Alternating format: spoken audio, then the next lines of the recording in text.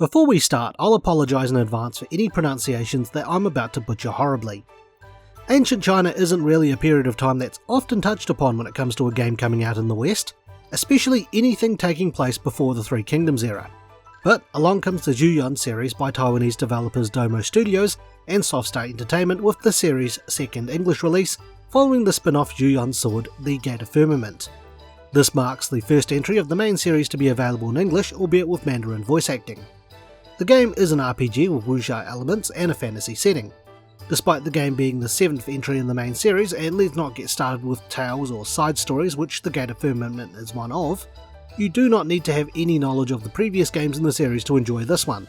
Though if you played and completed the 4th game in the main series, some of the plot and characters you meet you'll recognise from that game. The game is set in 21 AD during the short Zheng dynasty, which separates the Western and Eastern Han dynasty, which ultimately leads to the Three Kingdoms era, but that's a story for another time. In this game you play a young man named Tai Shizhao, a hunter living a relative life of peace with his sickly sister Tai Shizhang. It's revealed that the siblings were the children of a court official, and after their parents were killed, Zhao had to escape with the baby Zhang. Back to the present, Zhao was asked by the Li Jun army to act as a guide to investigate some unusual activity nearby. Little did he know that these events would be the start of a journey for him and his sister. As they travel, they'll meet friends, enemies, and even historical characters as they seek their goal. But is the game any good? Find out in The Good. I do appreciate the change to the battle system in this game. The game has decided to opt with the action RPG approach where enemies are encountered and battled in real time. Zhao also has different abilities at his disposal which he can use against his opponents, such as different martial arts styles to change up his movesets, if you call mashing the same two buttons variety, and once mastered, a special attack he can use to devastate the enemy. He also has the use of the Elysium Scroll, which he can use to slow time for a brief moment, as well as capture enemies to be used with the game's Fusion Lab to make materials or enhance the party's abilities. The scroll, however, is not guaranteed to capture the enemies, and the lower their health are, the better the chances of it working, and you risk having your party members killing the enemies first or they step outside the scroll's boundaries. Special skills, the scroll and items each have a cooldown period which tries to help steer you into fighting strategically. Enemies in the game have a stun bar, and if filled you can perform a finishing move on them which kills the enemy, and it sorta looks cool. Instead of purchasing weapons in the game, the party can improve their existing weapons using materials that can be found on the map, purchased or created in Elysium, the Fusion Lab.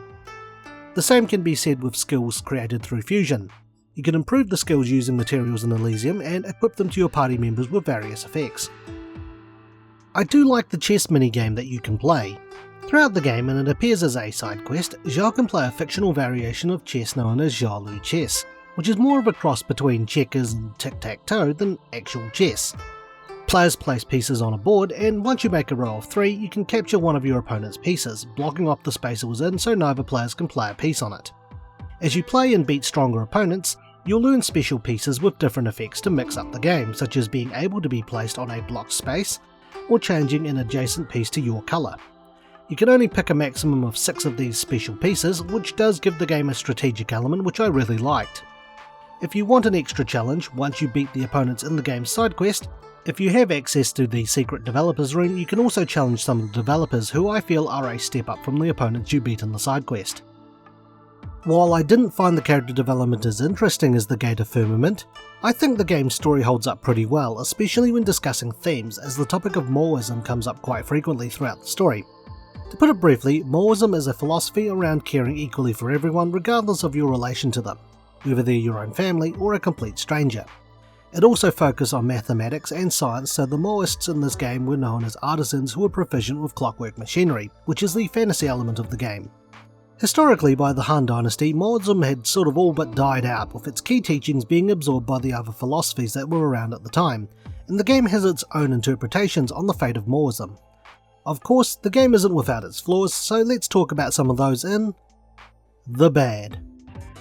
I found the game to be a bit on the short side. Compared to The Gate of Firmament, which I spent a good 60 or so hours on, I was able to complete Xuan Sword 7 in just under 20 hours. This also included completing all the side quests and the journal entries. The game is a little better with lengthy cutscenes, but I still ran into translation issues and even some speech in the game which wasn't even translated at all. I do appreciate that you can learn a lot more about the characters when you set up camp, and that doesn't affect the story overall, so you can skip it if need be. I can't say I've come across any game-breaking bugs during my playthrough of the game either, so there are improvements over the Gate of Firmament. The game also features QuickTime events, but I can't say I was a huge fan of them because of how inconsistent they were. You'll come across a QuickTime event for a cutscene, and then you won't see one for ages despite the action scenes in between, only to be thrown off guard momentarily when one appears in a scene hours later. If you want to implement QuickTime events, make them meaningful and consistent.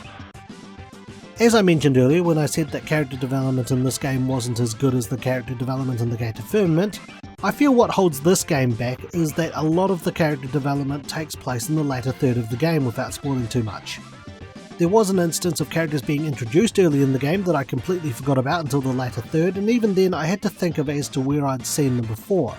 I think there was some wasted potential there, as these characters could have been used in more situations to help the party as well as themselves grow, instead of randomly appearing late in the game where it felt like the developers only remembered that they just existed and had to put them somewhere.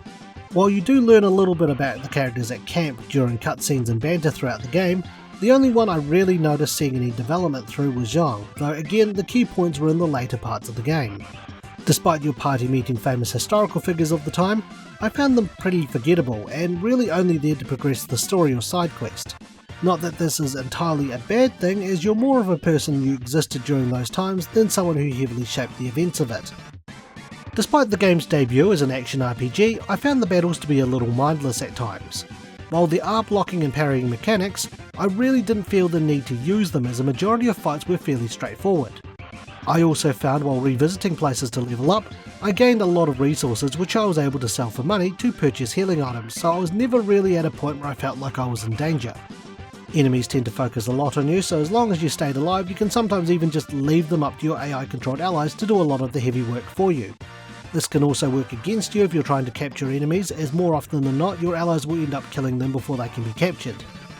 As much as I enjoyed playing as Zhao, he is the only character I can play as, and it would have been nice to mix things up and allow the player to take control of the other party members, or at least adjust their AI to the situation instead of having them run right into the battle.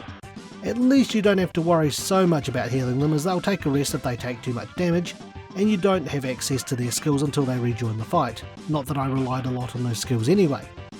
With that though, I think I'm done here, so let's summarise and wrap it up with the opinion. Like I said with my review for the Gate of Firmament, the Xuan-Yuan Sword series is a nice change of pace from the JRPGs I've played, and Domo Studios do know how to tell a story. The series is their longest running RPG series, as well as being one of the oldest RPG series for Taiwan and China. I do like the action RPG approach with its gameplay mechanics as well as the chess minigame and story, but the game's length, QuickTime events, character development and difficulty could have been improved. It would be nice to see some of the other games translated, as I felt that there were a lot of references and tidbits I probably would have missed, and it would have been interesting to see how the series would have grown from its humble beginnings in 1990. If you enjoy playing JRPGs, then I think you'll get some entertainment from this game. So with that, it's time for my rating. I would give Xuan-Yuan Sword 7, the Clockwork Toy out of 10. Thanks for watching, and stay tuned for the next Infinite Backlog review. If you enjoyed today's review, feel free to check out some of our other videos and subscribe for more. You can also follow us on Twitter, Instagram and our Facebook page. Once again, thank you for watching.